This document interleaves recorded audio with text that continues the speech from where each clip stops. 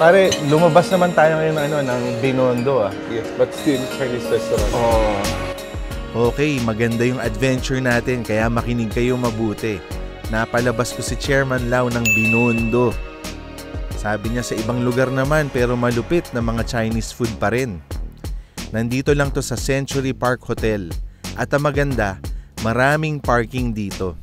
Kaya simulan na natin yung Tiki Man game.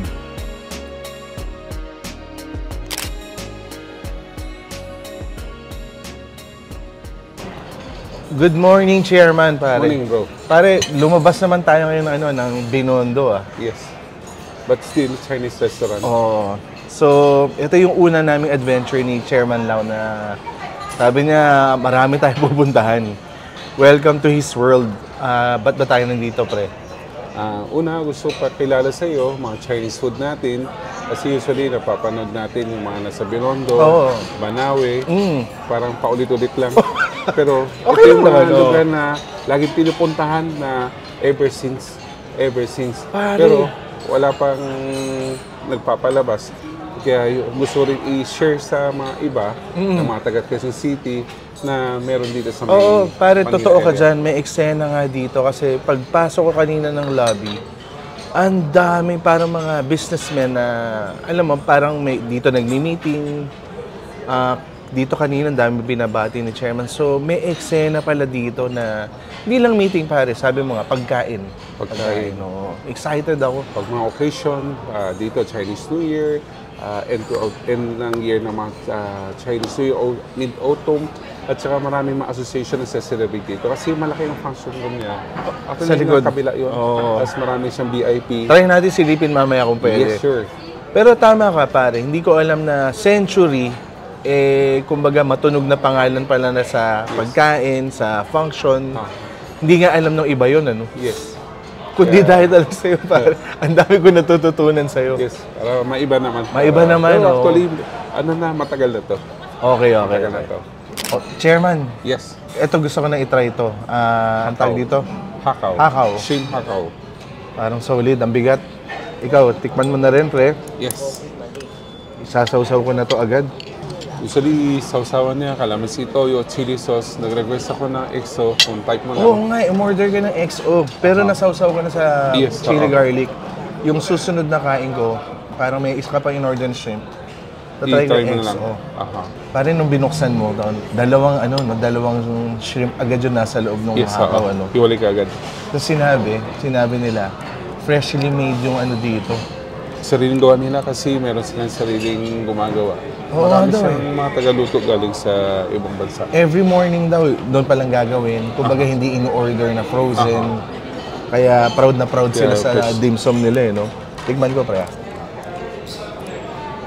Malutong, di ba? Grabe. Ang lutong ng shrimp, pare. Ang ganda nung wrapper. Texture. Sobrang sarap. One of the best sa hakaw. Kasi, ang laki ng hipon, pare. Yes. Sobrang Hindi Hindi tinipid.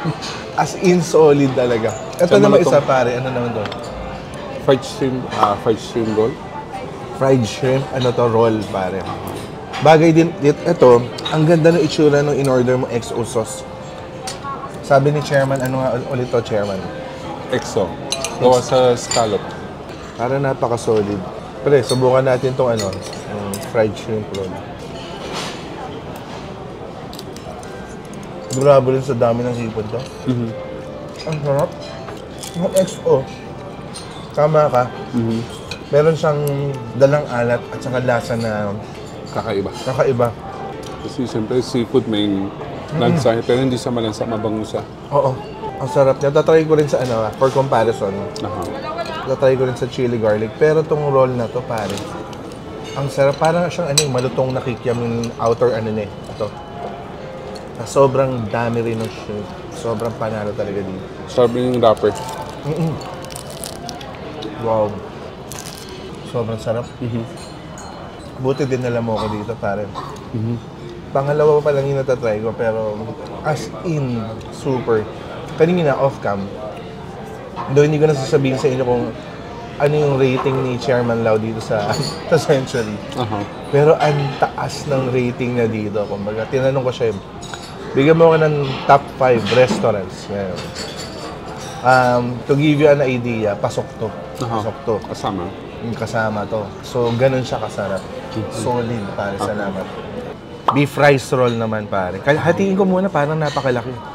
O, dapat ba isang buo ang kainan? Right na ihati mo na lang. Pero usually yung kakain mo sa restaurant, ibang dim sum, puro asado ang laman. Ah, okay. At least ito beef. Beef, okay. Na iba. Na iba, tikman natin, pre. Ganda rin. Lahat talaga maganda dito. Pansin ko dito, ito nga yung pambalot nila. Aha. Dahil nga, gawa nila handmade. So, parang excited ako parati kainin eh. Yes. Masarap eh. Ito breakfast item to eh, no? Yung mga ganitong beef roll eh, no? Dim sum, yes. Breakfast, Dim sum merienda. breakfast, oh. Yung balat na yung sarap. Sobrang sarap, pati yung Apat na light sauce. soy sauce. Beef. Light Eksakto, eksakto. Wala akong masabi, sobrang sarap. Excuse me, sir, here po is your Okay. Ano yan, This is pre? Buddha soup. soup. Buddha soup. Ba, iniikot pa. Okay, okay. Enjoy, sir! Thank you. Pansin mo pare, no, yung sinasabi nila na may ritual pala yung pagbukas, ano. Thank you.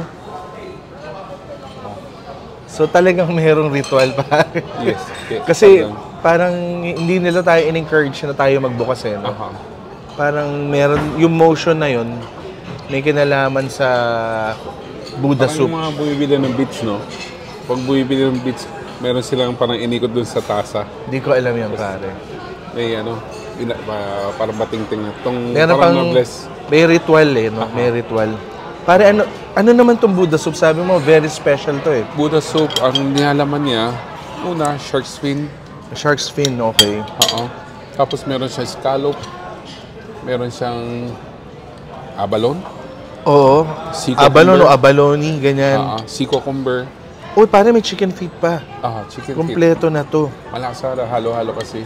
Kaya Oo. lahat ng nasa nandyan. Tsaka itong parang mga mushroom. Pero ang sabi mo, hindi all year round meron ito. Sabi mo, tsumamba tayo na, uy, meron ngayon, di ba? Ito lagi na meron. Laging meron. Yung lang, yung dim sum dati kasi, dim sum, dati, eat all you can siya. Tapos ngayon, nasa 30% yung dim sum. Oh, Yun okay. Yun yung kwento, dapat kakain kami ni Chairman Lau ng buffet na dim sum, di ba?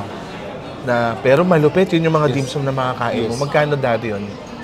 Less than 1,000? 800, 900 plus lang per Pero yearly ata ginagawa nila yung ganung ano eh. Siguro around mga months ano. Pero ngayon wala na. May 30%. Oo. Bumalik na sa 30%. Pero ang na-discover ko naman yung quality naman ng dim sum nila dito. Yes. So, tikman natin to ano pare, nandito na lahat sa Buddha soup na to. Wow. Sarap. Nandun nga lahat ng lasa pare. Sarap lasa. Oo. Ang sarap ng pasok. Wala pa tayong kinakain nun, ano? Sumubok na ako ng kahit ano dito. Kinain ko yung pork. Sobrang malasa, pare. Akala mo jerky siya eh, sa sarap. Kumbaga nakababad na siya sa soup, pero ang lakas pala ng lasa niya. Yes. Na, Alam mo, tama gustuhan ka. mo. Itong soup na to, dahil sa sobrang dami niya, magiging sobrang feeling to. Yes. Nakakabusog to. Dami naman pare. Tsaka special yung lasa niya. Sarap. Kasi nga, ang dami nilang nandito sa within the soup. Ano siya yun, no? Adventure in a bowl, eh, no, pare? Hindi mo na alam kung ano yung... Balot na ba? Sari-saring mga, parang alam mo yung mga harvest sa, parang mga tengan daga, yung mga ganun. Ito shark's fin na akala mo sotanghon. Ganun shark pala. fin. Akala Shark ko fin. sotanghon, shark's fin pala yan. Shark's fin na to, no? Shark's fin yun, ano? Nagtatanong kami, Shark's fin. so... Shark's fin. Nung nakain ko huli, gelatinous. Alam mo, meron din ako nakain na halos malapit na sa lasa ng balot. Hindi ko maintindihan kung ano yun. Ang sarap. Ito abalon. Yan nga ba, no? Ngayon pa lang, isa to sa highlight nung kain natin dito. Itong Buddha soup na to. Sobrang sarap. As in, ito na. Yan, no? Ang laki, The oh. best sa sabaw. Oo, parang nasa top ko na rin ata itong restaurant na to. Yes. Baked taro seafood. Seafood. Sabi ni Chairman, haluin ko sa ilalim, nandun daw yung seafood talaga. Ito, medyo bibigyan nyo ng time pag in-order nyo kasi binake daw talaga to. At saka, May bango polon pare. chai. Yung polon chai, bago rin. Yung Polon gulay. chai, ito Polon chai. yun, no? Ang bango pare nung kinuha ko na. Tapos tama ka na sobrang natunaw na yung taro nito. Gusto na gusto. Ang ganda nung consistency niya yung kinukuha ko dito sa serving Hindi naman, pag napunta sa bibig mo, ang sarap. Sige nga, tikman nga Taro, natin. ang bango kasi. Na-excite ako pare. Isa rin to sa mga dapat daw ipinupunta dito. Seafood. Chinese. Seafood. Pare, buo-buo na naman yung hipon. Nakita ko eh. Thank you, thank you. Hindi sila matipid sa Oo, pagbigay. pati yung service, sobrang as in. Every time may nagpapalit ng tissue natin, may Ang dami nilang waitress. Oo. Agad-agad. Pare, magkukutsara na ako ah. Aha. Ang daming seafood, sobra. Wow, bro. Sarap. Sobrang sarap ng gabi, pare.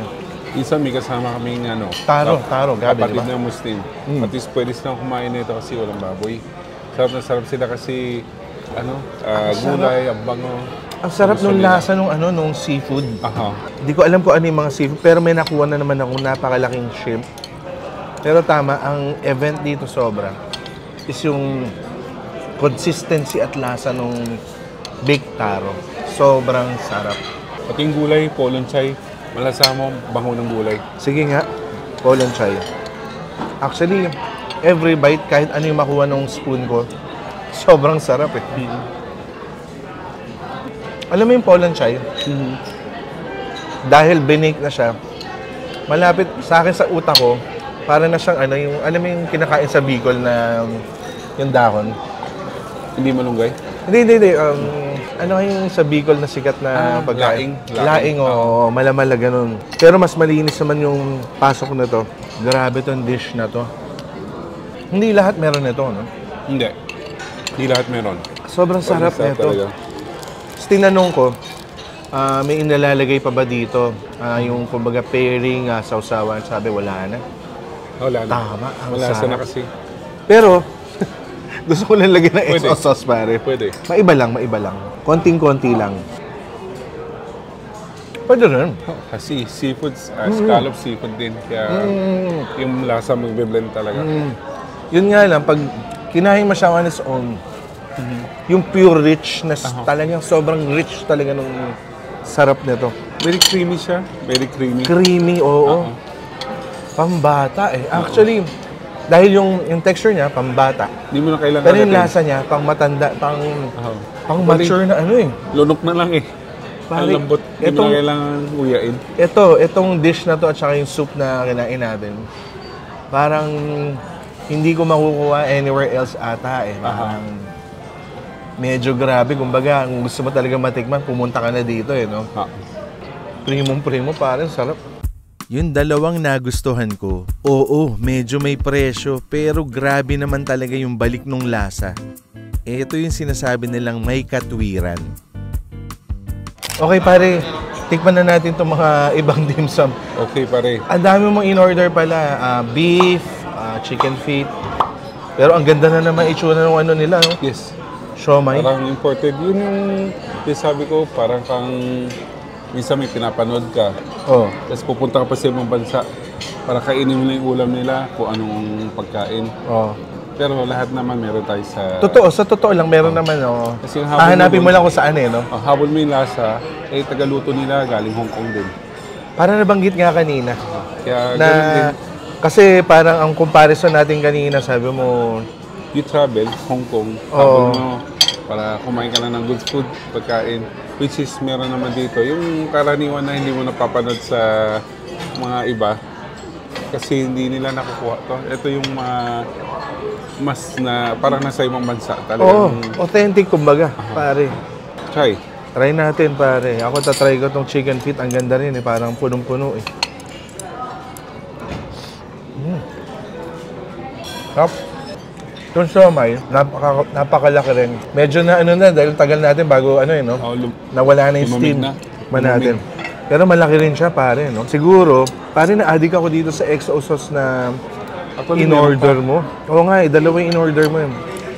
Pwede mo siyang kainin with rice, no? Yes. Kasi Parang ulam na, no? parang ulam, sarap papakin. Sinama ko na agad sa siomai. Solid na to. Ang taba rin. Sarap, sobrang naging fishy dahil sa XO. Pero sarap din na siomai, no, pare? Kasi karne siya, hindi siya meat extender. Kaya sarap. Wala ata extender dito, pare. Parang Wala. bawal eh. Aha. Lahat masarap eh. Lahat masarap. Matagal na ba to? Taga na to, may time na nagpalit ng management. Nagpalit. Kasi dati, matagal na to kasama sa itong hotel. Dating Sheraton and Century Hotel. Oo. Nandito na to nung Sheraton pa lang. 80s pa lang. Yes. Oo. Nandito na to. Ngayon, nagpalit ng management. Nag-stop sila nung pandemic. Ito Nung lang. pagdeklara ng pandemic, lockdown, agad-agad nagsara na siya.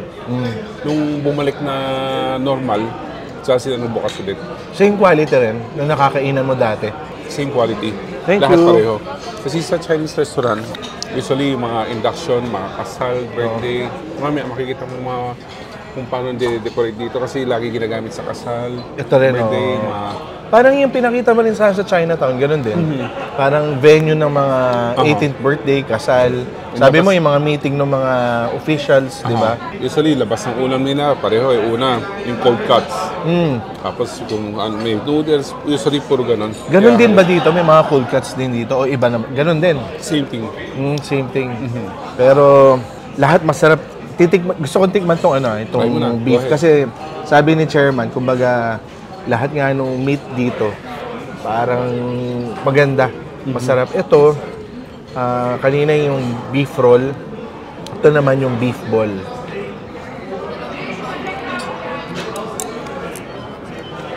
Sarap nga rin, pare. Halos pareho siya nung kung ano yung nakapalaman sa yung beef rice roll natin kanina. Ang light lang, ang subtle lang nung kaya parang mapapakain ka, hindi ka masasawa. Alam mong bago kasi may sariling komisari. Tama, oo, yung ang linis ng lasa ng karne, pare. Sigurado. Grabe yung quality dito, wala akong masabi. Tapos na-imagine nyo na lang, kung aabutan nyo dito, may buffet sila ng dim sum, pero ngayon di namin inabot. Pag bumalik yun, puntahan nyo. Pero meron pa naman 30%. Ito, naka 30% to, no? So, malaking bagay na rin yun para sa quality. Yung sinasabi nga ni Chairman, galing pang Hong Kong, yung nag-develop ng as in, sobrang sarap talaga dito. Wala akong masabi. May fried chicken din sila. Chinese style na fried chicken. I'm sure masarap din yun, pare. May crab na with sotanghon. Ang daming meron silang yung alupihan. Alupihan dagat? Yes. Meron din silang yung parang hipon malaki. Basta Hong Kong, Lobster. Kasi kanina, naalala ko na, nung yung drinks na ino-offer, parang ipinupush nila yung Hong Kong milk tea. Kasi urig eh. Halimbawa, nakapunta ka na ng Hong Kong, di ba? Parang yun yung parati nating iniinom doon, tapos ma-addict ka na. Gusto mong balikan yung lasa, meron sila din dito nung... Or anything, any food na namimiss mo sa Hong Kong, ito pala yung place na pupuntahan mo. Lobster nila, masarap din. Pero ang daming klase. Ito lang... Hindi lang nga tayo nagkanin, pare, di ba? Hindi natin As in, ito pa lang, itong taro na to. As in, sobrang sarap talaga. Sinasabi ko pa ulit-ulit. Dito lang meron yan. Sobrang sarap niyan. Yung sa aming Chinese, pag may party, mangyari, ang labas niya, isa-isa, puro ulam. Wala kaming kanin. Puro ulam lang, parang pinapapak lang. Una, cold cuts. Yun ang unang baba. Tapos, kung ano na lang sunod, hipon. Yung sorry, nasa pangalawa. Kung di hipon, pinapalitan nila ng lobster. Tapos parang Loriat, di ba, pare? Pansit yung huli. Oo. Pansit ang pinakahuli. Busog ka na, sabay sa servan ka ng pansit, Parang solid, tama ka, parang ito pa lang na hindi tayo nag-buffet, pero punong-puno talaga. Okay, ito namang susunod na titikman natin, talagang sinuggest dapat din daw matikman. Pero meron siyang sariling paraan para kainin. So itinuro sa amin. Simulan na natin ulit ang tikiman. Okay. Para gawin mo nga yung ginawa niya, isa daw end. Isang side, Sa soy. soy sauce. Tapos sa isang side, The other sa side, peanut butter. Peanut butter. Ako pare, sweet eh. Binigyan ako red rice roll. Tikman natin pare. Bago to. Kaya namin pinahabol ni chairman eh. Dahil sila lang ang meron. Diba? Sarap. Nga. Kailangan nga nila magtagpo. Kasi end-to-end yung ano, tama eh. Pag nagsabi niya, pag nagtagpo na sila, dun sa sabog yung lasa. Maalat nga. Alam mo kasi, sa loob, may crunchy, na parang bicho-bicho. Yun pala yung nag-absorb nung soy. Tapos sa loob, sa gitna niya, isang mahabang matabang shrimp. Yes, punong-puno. Punong-puno. Tapos sa kabilang side naman, peanut butter. Kaya nga, kailangan mo siya kainin ng isang buo para mag-abot yung peanut butter tsaka yung Talubong. magsasalubong sila. Ang sarap nga. Very unique. Parang malambot na malambot na Na iba. nasa labas eh, no? Pero Na iba. ang crunchy nung nasa ano. Wala, pare, ang galing. Kaya namin pinahabol kasi sila lang ang meron nito. Kasi sinample na namin, katulad ng gabi, sila lang yung meron. Na what an experience. Yes. Sarap. Oh, okay din to, okay din to. Again, yung shrimp, pare. As in, buong buo. Lahat ng stream na dito, ang lalaki. Oo nga, ipansin ko nga. Yung sa seafood, taro, ang laki. Yung sa hakaw din, ang laki ito, ang laki din. Kaya itong araw Ang na taba to, pa, oh. itong araw na to, pare, si Mrs. Dizon ng pinakatuwan to. Sobrang hilig niya sa shrimp eh. As in, Yes. nagulat kami dun sa Uh-huh. taro kanina. Pero may Solid in-order talaga. pa tayo, di ba? Dessert. Dessert, meron pa. Pang kompleto, syempre hindi naman kami papatalo. Kailangan meron tayong pang ending na pang chillax. Yes. Okay. Matamis. May init pa, pare. Tikman na natin. Kukuha na ako ng isa. Anong cake nga to? Malay cake. Malay cake. Tama ka, hindi yung describe mo kanina. Sabi mo, pagdating mo, malambot na malambot yun. Sige pare, tikman natin. Tapos, kaya mo to in-order kasi parang traditional mo ba tong dessert? Yes. O ano? Bata pa ako, mayroon kaming dati Engho Bakery. Lagi nagbebenta ng malay cake.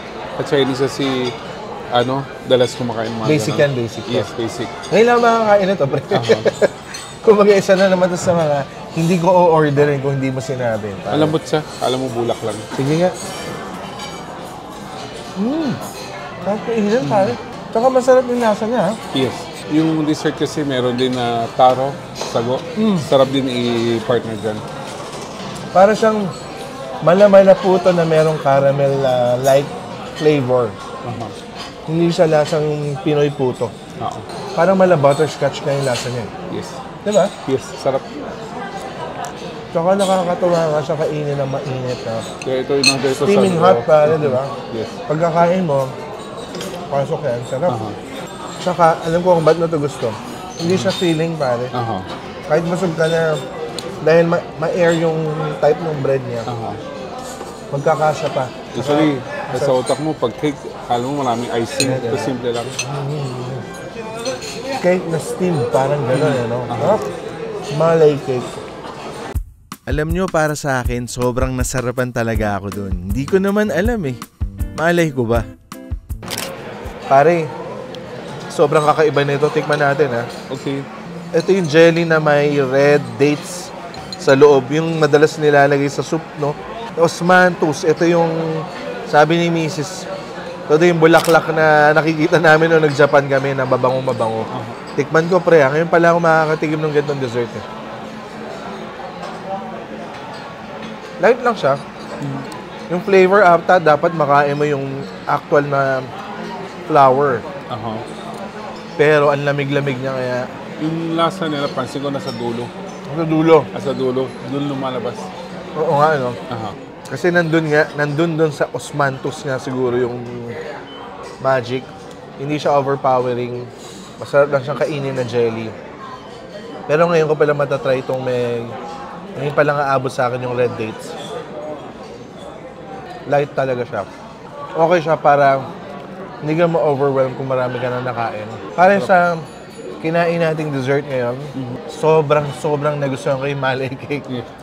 Pag may nakita pala kayong restaurant na merong malay cake, subukan nyo lang din kasi hindi lahat nga meron. Ako nagustuhan ko dahil kung ano siya, yung pangbata siya actually. Simple lang, no? Pero sarap. Matutuwa ka na may isang malaking fluffy cake. Kuto-like na ang sarap ng toffee flavor niya na hindi ko maintindihan. Sarap eh. So, ang dami ko na naman natutunan sa'yo, Chairman. Lalo na tong restaurant na to. Medyo, alam ko, gabum to sa maraming tao. Dahil ang daming tao eh. Parang daming negosyante pumunta dito, ang daming kang kinamayan.